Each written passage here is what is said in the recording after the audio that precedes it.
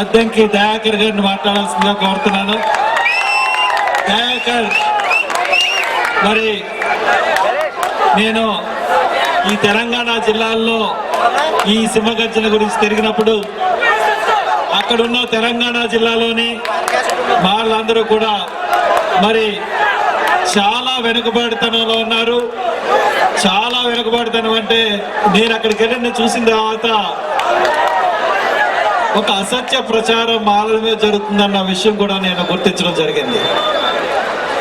మరి అక్కడ ఈ తెలంగాణ జిల్లాల అన్నిటికీ కలిపి ఆయన కూడా మరి కృషి చేస్తూ అన్ని యూనివర్సిటీస్లోనూ మీటింగ్ పెట్టి ఈ రోజున మరి వేలాది మంది వచ్చిన దయాకర్ గారిని మాట్లాడుతుందిగా కోరుతాను.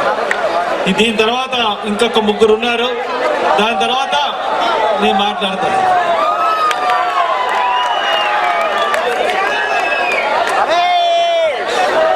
అందరికీ జయభీములు. ముఖ్యంగా దళితుల ఐక్యత కోసం ప్రయత్నిస్తున్న మాలలు ఐక్యంగా ఉండాలని అపవాదును ఈరోజు తుడిచివేసిన హర్ష కుమార్కు హ్యాట్స్ ఆఫ్ ముందుగా చెప్తున్నాను. ఎందుకంటే మాలల్ని వర్గీకరణ పేరు మీద సాంఘిక పరమైన దాడి చేస్తున్నారు. వర్గీకరణ చేసే దమ్ము లేని పార్టీలు ఈ రోజు మాలలపై వర్గీకరణ పేరు చెప్పి ఈ రోజు రాజకీయంగా ఆర్థికంగా వెనుకబడతారని గురి చేయడానికి ఈ రోజు కంకణం కట్టుకున్నారు. అందుకనే మాలలందరూ ఏకం కావాల్సిన ఒక చారిత్రకమైన సమయంలో ఇలాంటి మీటింగ్ పెట్టడం అనేది మన మాలల యొక్క అస్తిత్వాన్ని పెంచే విధంగా ఉందని చెప్పి తెలియజేస్తున్నాను.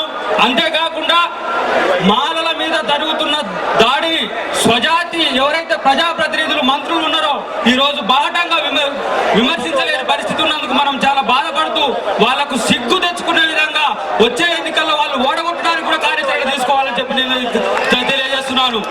నేను చెప్తున్నాను, ఒక పదం వాడాలనుకున్నాను, ఒరే పాలకుల్లారా. మళ్ళీ రిపీట్ చేస్తున్నాను, ఒరే పాలకుల్లారా, ఎవడప్ప సొమ్మని, ఒరే పాలకుల్లారా, ఎవడప్ప సొమ్మని రిజర్వేషన్లు వర్గీకరణ చేస్తారు మీరు? నీ అమ్మ తెచ్చిందా, నీ అయ్య తెచ్చిందా రిజర్వేషన్లు?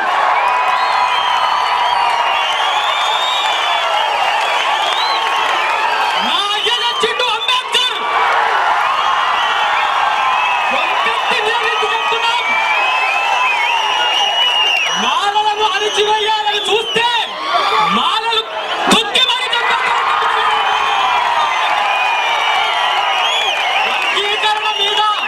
వర్గీకరణ మీద చేసే రాజకీయాలు చాలిట్లా. తమ్ముంటే కాసుకోండి. ఏజెంట్లాగా ప్రభుత్వ ఏజెంట్ ఎవరైతే ఉన్నారో సోకాలు ఎందుకు మిగిలిన నాయకులాగా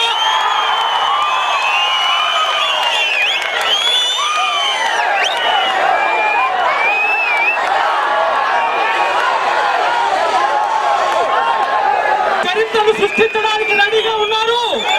మీరు వాచ్ చేయండి. ప్రాంతాలకు అతీతంగా, వర్గాలకు అతీతంగా ఈ రోజు మాలలందరూ ఈ రోజు ఈ స్టేజ్ ను ఇచ్చి మాలలందరి గౌరవాన్ని పెంచారు. ఈ రోజు ఈ స్టేజ్ మీద ఉన్నందుకు నేను గర్విస్తున్నాను. మాలగా పుట్టినందుకు కూడా గర్విస్తున్నానని చెప్తున్నాను. మాల యువత మేల్కోవాలి ఈరోజు.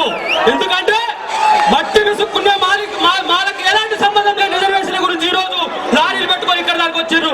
విద్యార్థులకు సంబంధించిన వర్గీకరణను విద్యార్థులు కొంచెం నెగ్లెక్ట్ చేస్తున్నట్టుగా ఉన్న చేయబట్టి ఈ రోజు మనం విద్యార్థులు మేల్కొల్పాల్సిన అవసరం ఉంది, యువతులు మేల్కొల్పాల్సిన అవసరం ఉంది. వచ్చే కార్యాచరణను మనం అందరము అలా తీసుకోవాల్సిన అవసరం ఉంది. అంతేకాకుండా మాలలపై వర్గీకరణ పార్లమెంట్ లో బిల్లు తెస్తామని చెప్తూ మరోవైపు మాల అధికారులపై ఈ రోజు దాడులకు దిగుతున్నారు. సుందర్ కుమార్ దాస్ విషయాన్ని తీసుకున్నట్లయితే మరి ఈ రోజు ఒక ఐపీఎస్ ఈ రోజు సుందర్ కుమార్ దాస్ విచక్షణ చూపిస్తూ అట్రాసిటీకి గురి చేస్తున్నాడు. అలాంటి ఉద్యోగులకు మనపై దాడులు చేస్తున్నారు. రాజకీయపరమైన అవకాశాలు రాని కూడా చేస్తున్నారు. ఆలోచించాలి ఒకసారి. మనం ఆవేశంగా మాట్లాడుకోవాలి, చప్పట్లు కొట్టించుకోవడం వల్ల మన సమస్య పరిష్కారం అయ్యే పరిస్థితి లేదు. ఎందుకంటే ఈ రోజు ప్రతి ఒక్క పార్టీ, ప్రతి ఒక్క కులం ఈ రోజు బహుదళ వర్గానికి సపోర్ట్ చేసిన పరిస్థితి ఉంది.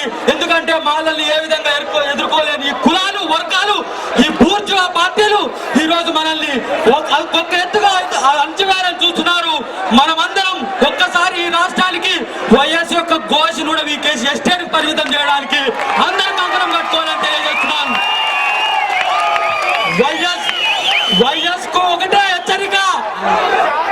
నీ టైం అయిపోయింది. 5 సంవత్సరాలు పరిపాలించుకుని వెళ్ళిపో. రిజర్వేషన్లలో వర్గీకరణ చేస్తా అని తొక్క అని తోలు అని చెప్పకు. నీకు అధికారం లేదు. ఇంకా ఎవరు వచ్చినా అందుకే చెప్తున్నాను పాలకులారా, రాజ్యాంగాన్ని అమలు పరచడంలో మీ చిత్తశుద్ధిని చూపించండి. రాజ్యాంగాన్ని విస్మరిస్తే భస్మాసురం అయిపోతారు. జాగ్రత్త. మాళ్ళందరూ ఈ రోజు వాచ్ చేస్తున్నారు. ఈ రోజు మాళ్ళకి ఆక్రోశం. అన్న హర్షకుమార్ అన్న మాలల గుండె చప్పుడు అని చెప్పేసి మనం అందరం అతని మాటలని కాకుండా ఐక్యంగా చేసి అంబేద్కర్ ఆలోచన విధానాన్ని సమాజంలోకి తీసుకుపోవడానికి మనం అందరం కృషి చేసి కంకణబద్ధం కావాలని చెప్పి తెలియజేస్తూ జై భీమ్.